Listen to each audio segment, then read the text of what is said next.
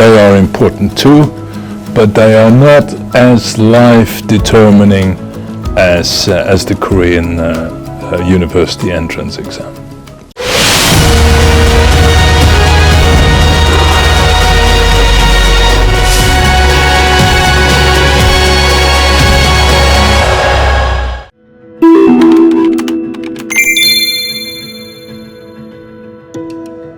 I think that's the day where people take the exam to go the university qualification exam, and it just signifies how important that particular event is for many Koreans.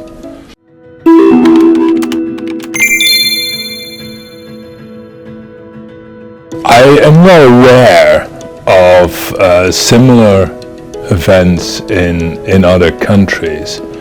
There is, the bac in France is the final exam, and that is important, but it doesn't have these implications about, stopping traffic and people going to work later, etc., as the college scholastic assessment test. Like I said, this test is incredibly important for many young Koreans. I think it is clear that this test is much more important for the life and career choices of young Koreans as compared with exams in other OECD countries. They are important too, but they are not as life-determining as the Korean university entrance exam.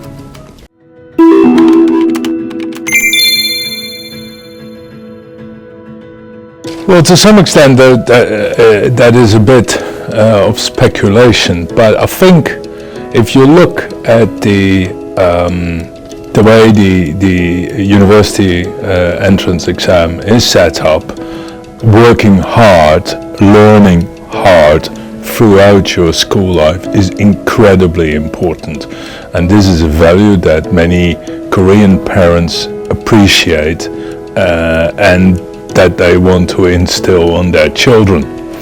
Now, working hard is also important in the other countries, in Sweden and Germany and the US, but tolerance there is much more important than in Korea, and it's a bit difficult to say why that is, but the other three countries have more experience with migration. The US is the traditional melting pot, so tolerance for people with other opinions or for people with other cultures as to where they come from is a key element of that society, whereas Korea has experienced less migration and in that sense is more cohesive.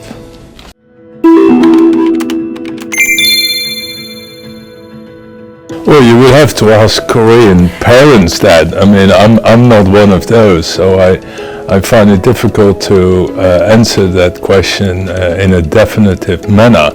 The only thing I can speculate is that it's by force of habit.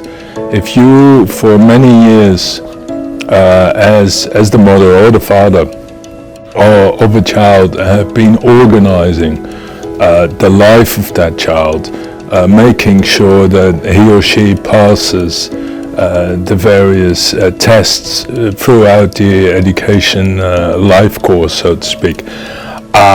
If you've been organizing the rest of his or her life in a way that the children do not really become fully independent, then I can imagine and speculate that you might still have the force of habit to go and see even the teacher when the youngster is at university or in work.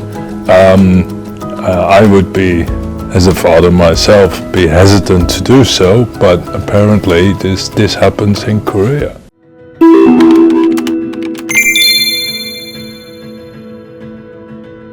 this is not gonna be something which you change from one day to the other.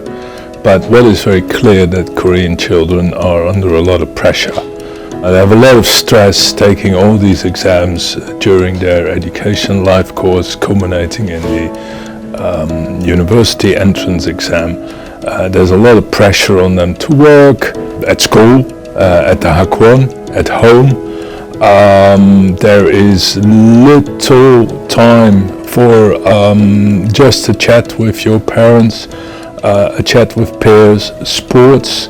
The focus is on learning, competing, rather than on playing and relaxing. And I think that it would be well advised to change the balance a bit more towards relaxation and a bit less on the forever focus on the academic results.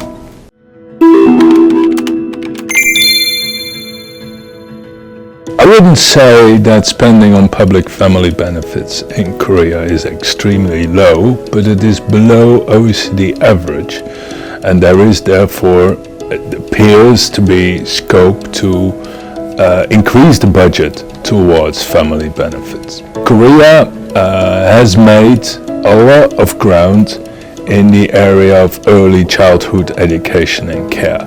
20 years ago, public investment in this area was 0.1% of GDP. Nowadays, it is around 1% of GDP. So that's a tenfold increase, which is an important step forward. But in terms of cash support, and then I'm thinking about child allowances, but also about the payment rates for parental leave, there is more that can be done.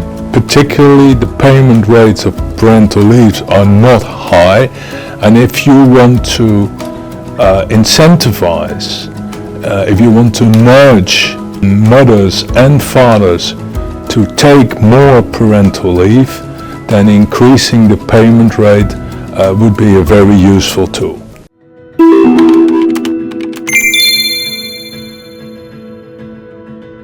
The jury is still out on whether quiet quitting is actually increasing or not.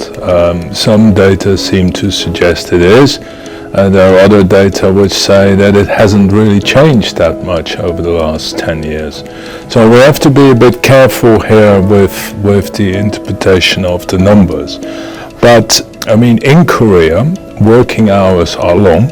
It is very difficult to work intensely for such long hours.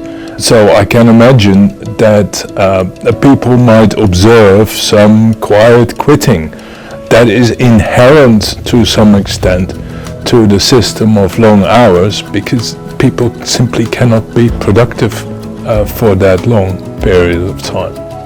There were some examples of employers at the conference. They run a different way of organizing working hours. They have a hardcore of 6 hours, and then they give some flexibility to workers to decide when they start or when they leave. If you organize your work like that, you will find that employees will be committed, will enjoy the flexibility and value it and pay you back. Not always, but in most cases.